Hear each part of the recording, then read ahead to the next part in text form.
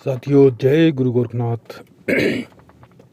आज साधना और सिद्धि चैनल पे हम आसन पर बैठने से पहले जो मंत्र बोला जाता है उसकी साधना देने जा रहे हैं। जब भी हम किसी साधना में बैठते हैं तो हमें 21 या 31 बार मंत्र बोलना होता है, जिससे कि हमें साधना में बैठने में इजाज़त मिल जाती है और जितनी प्रकार की कोई नेगेटिव एनर्जी हमारे आसन पर होती है वह साइड हट जाती है, या आसपास होती है वह साइड हट जाती है और इन्वायरमेंट पूरी तरह से शुद्ध हो जाता है। साधना के दौरान आसन पर बैठने से पूर्व बोले जाने वाले कई प्रकार के मंत्र हैं। अभी हम जो मंत्र देने जा रहे हैं ये थोड़ा सा लेंथी मंत्र है, लेकिन बहुत ही पावरफुल मंत्र है। इसके अलावा एक मंत्र और हम देंगे आसन पर बैठने से पूर्व, जिसे बोला जाता है, क्योंकि अगर हमारे पास हमारा जो बेस है कि जब हम किसी भी साधना में उतरते हैं, साधना के क्षेत्र में हम जाते हैं, तो हमें बहुत सी उग्र, तामसिक, शमशानिक और कई प्रकार की हमें ऐसी साधनाएं करनी पड़ती हैं जो हमारे ऊपर कई बार गलत असर कर जाती है।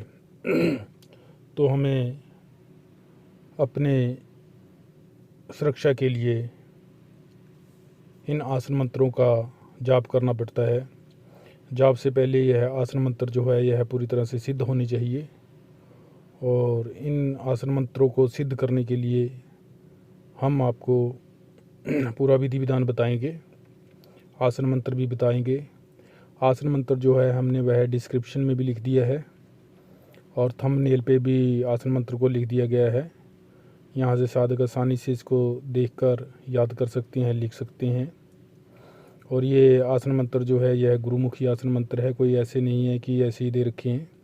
एक बार इन्हें करें, देखें, आजमाएं, फिर आपको पता चलेगा कि क्या है। क्योंकि साधना के क्षेत्र कोई एक ऐसा मामूली क्षेत्र नहीं है कि उठे और चलो जी साधना करने के लिए बैठ जाओ। क्योंकि जब साधना में बैठते हैं, मंत्र जाप होते हैं, जब हमारे पास एनर्जी आती है तब पता चलता है कि इन मंत्रों का कितना महत्व है। आसन मंत्र, गुरु मंत्र, गणेश मंत्र, देह रक्षा मंत्र, आसन किलन मंत्र और 10 दिशा बंधन मंत्र, इन मंत्रों के सहारे ही हम जो है अपनी साधनाएं संपन्न करते हैं। जब तक हमारा बेस स्ट्रॉन्ग नहीं है तब तक हम साधना क्षेत्र में आगे नहीं उतर सकते। हमें अपना बेस जो है वह मजबूत करना पड़ेगा। बेसिक साधनाएं, इन्हें बेसिक साधना ही कहा जाता है। गुरु मंत्र से लेके जितने भी आसन मंत्र है, 10 दिशा बंधन मंत्र हैं, इनसे जो हमारा बेस स्ट्रॉन्ग होता है तभी हम किसी साधना में बैठ सकते हैं, साधना करने के बारे सोच सकते हैं। जब हमारा बेस स्ट्रॉन्ग हो जाता है तो हम किसी भी साधना में बेधड़क उतर सकते हैं और किसी भी प्रकार की साधना को संपन्न कर सकते हैं। इसलिए इन साधनों को संपन्न करने के लिए हमें सबसे पहले अपना बेस सुधारना होता है, बेस को पावरफुल करना होता है। जितनी शक्ति हमारे पास होगी उतना ही हम उग्र से उग्र साधनाएं संपन्न कर सकते हैं। साधनाएं जो है हम समाज कल्याण के लिए भी करते हैं। साधनाएं जो हैं हम अपना जितने भी हमारे जन्म जन्मों के बुरे कर्म हैं उनको काटने के लिए भी करते हैं, अपना आत्मा को स्ट्रॉन्ग करने के लिए भी करते हैं, अपने जीवन के उद्धार के लिए भी करते हैं। जो भी जिस उद्देश्य से भी कोई साधनाओं के क्षेत्र में उतरता है तो उन सब के लिए इन मंत्रों का महत्व बहुत अधिक है। तो हम बात करते हैं कि जो आसन पर बैठने से पूर्व जो मंत्र बोला जाता है वह क्या मंत्र है और उसका विधि विधान क्या है। साथियों, हमें एतवार के दिन पूर्व दिशा की तरफ नहा धोकर स्वच्छ लाल वस्त्र पहनकर, लाल लंगोट आदि भी लगा सकते हैं, और लाल रंग का कोई भी हम चादर अपने ऊपर ले सकते हैं। लाल आसन हो और चौकी पर जो कपड़ा रखना है वो भी लाल हो। तो पूर्व दिशा की तरफ मुख करके बैठेंगे, चौकी पर लाल कपड़ा बिछाकर उसके ऊपर गुरु गोरखनाथ जी की एक हम प्रतिमा स्थापित करेंगे, फ़ोटो, और उसका पंचोपचार से, विधि विधान से अक्षर, चावल, कुमकुम, फूल, दीप आदि दिखाकर पूजन करेंगे। गुरु गोरखनाथ जी को लड्डुओं का भोग अर्पित करेंगे और देसी घी का एक दीपक जलाएंगे। इसके बाद रुद्राक्ष की माला पर हम जो ये मंत्र डिस्क्रिप्शन में दिया गया है इसकी 11 माला का जाप करेंगे। सबसे पहले हमें अपने कुल देवी देवता, गुरुजनों, पितृजनों और सर्वस्थानीय देवताओं का स्मरण करना है, उनका आशीर्वाद लेना है और उनसे इस साधना में सफलता के लिए आज्ञा लेनी है, आशीर्वाद लेना है। और उसके बाद हाथ में जल लेकर हमें संकल्प करना है, अपना नाम बोलना है, पिता का नाम, पता, गोत्र कि मैं आज से इस मंत्र सतनमो आदेश, गुरु जी को आदेश, ओम गुरु जी मन मारू मैदा करूँ करूँ चकनाचूर, 5 महेश्वर आज्ञा करे तो बैठू आसनपुर, श्रीनाथ जी गुरु जी को आदेश आदेश आदेश। तो इस मंत्र का 21 दिनों तक हर रोज 11 माला का जाप करूँगा। गुरु गोरखनाथ जी इस मंत्र की पूर्ण शक्ति मुझे प्रदान करे और इस मंत्र की पूर्ण सिद्धि मुझे प्रदान करे, इस मंत्र की शक्ति मुझ में स्थापित करे। यह बोलते हुए अपनी यह जल धरती पर छोड़ देना है। इसके बाद गुरु मंत्र की, इसके बाद शुरू में आपको गणेश मंत्र की 1 माला का जाप करना है और 5 मालाएं आपको जो है गुरु मंत्र की करनी है। यदि तंत्रोक्त गुरु मंत्र है तो उसकी आपको 3 मालाएं करनी है, नहीं तो गुरु मंत्र की 5 मालाएं करने के बाद आपको आसन के लिए मंत्र बोलना है। आसन पर बैठने से पहले वाला मंत्र बोलना है और आसन के लिए मंत्र बोलना है, देह रक्षा मंत्र बोलना है, 10 दिशा बंधन करना है।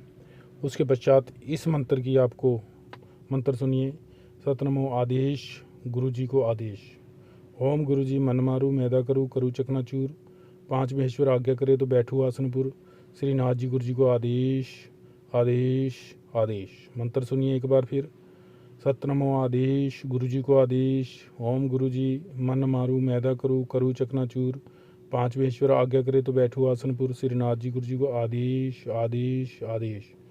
मंत्र एक बार फिर सुनिए, सतनमो आदेश, गुरु जी को आदेश, ओम गुरु जी मन मारू मैदा करूँ करूँ चकनाचूर, 5 महेश्वर आज्ञा करे तो बैठू आसनपुर, श्रीनाथ जी गुरु जी को आदेश आदेश आदेश। सतनमो आदेश, गुरु जी को आदेश, ओम गुरु जी मन मारू मैदा करूँ करूँ चकनाचूर, 5 महेश्वर आज्ञा करे तो बैठू आसनपुर, श्रीनाथ जी गुरु जी को आदेश आदेश आदेश। ओम सतनमो आदेश, गुरु जी को आदेश, ओम गुरु जी मन मारू मैदा करूँ करूँ चकनाचूर, 5 महेश्वर आज्ञा करे तो बैठू आसनपुर, श्रीनाथ जी गुरु जी को आदेश आदेश आदेश। साथ ही इस मंत्र को पूरी तरह से लिख कर याद कर लें। जब आपकी एक सांस में मंत्र आ जाए तो साधना शुरू कर दें।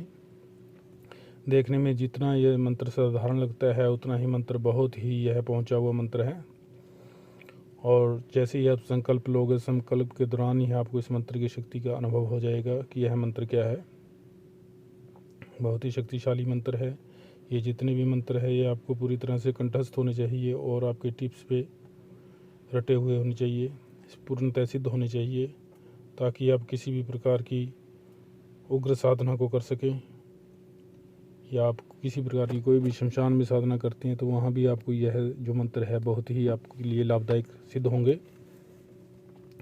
इसका प्रयोग कैसे करना है, जब आप साधना के दौरान साधना करने के लिए बैठते हैं तो इस मंत्र का आपको 21 या 31 बार जाप जरूर करना है। यदि आप 1 माला का जाप करते हैं तो यह आपके लिए बहुत ही लाभदायक सिद्ध होगा और पूर्ण रूप से आपकी सुरक्षा होगी।